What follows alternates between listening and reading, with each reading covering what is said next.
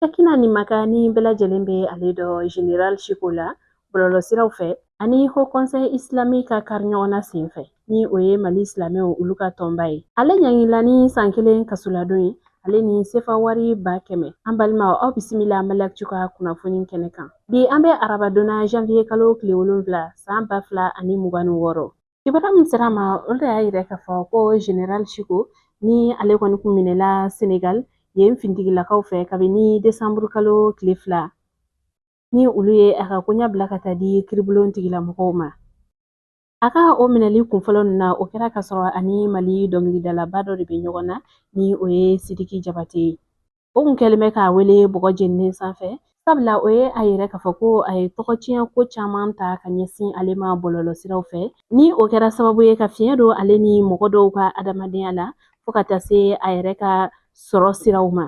O hukumu kɔnɔna la Haut Conseil Islamique du Mali olu fɛnɛ wulila k'u jɔ ni ka u ka plainte don ka fara Sidiki Jabate ale ta kan. Sabula olu fɛnɛ ka plainte kɔnɔna la Haut Conseil Islamique du Mali o ye a yɛrɛ k'a fɔ ko a ka live caman kɔnɔna la ko a bɛ kumakolonw ta ka ɲɛsin silamɛya diinɛ ma fo ka taa se silamɛw olu bɛɛ lajɛlen ka kuntigi ma kisi ni nɛɛma b'a ye Prophète Mohammed. Olu kɔni ye a yira k'a fɔ ko nin ko kɔni tɛna bila daga gɛlɛn da la olu ye a wele bɔgɔ jeninen ka Senegal jamana kɔnɔna la. A ko ma dan o dɔrɔn ma Senegal silamɛjɛkulu dɔw olu fɛnɛ wulila ka u ta fara nin ko in kan sabula ko silamɛya o ye bɛɛ lajɛlen ta de ye. Ciko ale ni Sidiki Jabate ka kiri dɔ kun kan ka tigɛ décembre kalo tile 9 nka o tilala ka na bila décembre kalo tile 16 la ɲangili ma bɔ o ko la.